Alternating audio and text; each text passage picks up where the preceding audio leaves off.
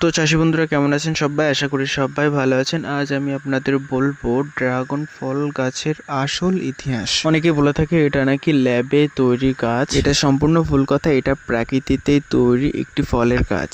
এটি প্রাকৃতিক ফল, জেনেটিক ভাবে পরিবর্তিত বা কৃত্রিম নয়। এটি মূলত সেন্ট্রাল আমেরিকা, মেক্সিকো ও দক্ষিণ আমেরিকাতে পাওয়া যেত। পরবর্তীতে এটি ভিয়েতনাম, থাইল্যান্ড, ফিলিপাইন্স, চীন ও ভারত সহ বহু দেশে ছড়িয়ে পড়েছে। তো আমার প্রিয় শহর কলকাতা শহরেই পাওয়া যাচ্ছে এনজেড নার্সারিতে। নিজেরাই গ্রাফটিং করে চারা তৈরি করছে যাতে খুব অল্প সময়ে গাছে ফল আসে। ড্রাগন ফল দেখতে যেমন সুন্দর, স্বাস্থ্যের জন্য ঠিক তেমনি উপকারী। ভারতে অনেক রাজ্যে এখন ড্রাগন চাষ হচ্ছে। পশ্চিমবঙ্গ, বিহার, মহারাষ্ট্র, তামিলনাড়ু, অন্ধ্রপ্রদেশ। এখন ড্রাগন ফলের বাজারে খুবই চাহিদা আছে, কারণ এটা সুস্বাদু, স্বাস্থ্যকর এবং বিদেশি ফল। বাজারে অনেক সময় 100 থেকে 300 প্রতি কেজি হয়ে থাকে। আপনি চাইলে ফলও বিক্রি করতে পারেন এবং চারাও বিক্রি করতে পারেন। এই গাছটি ক্যাকটাস পরিবারের, তাই খুবই কম জলেই বেঁচে থাকে। এই গাছটিতে সপ্তাহে একবার জল দিলেই যথেষ্ট। One time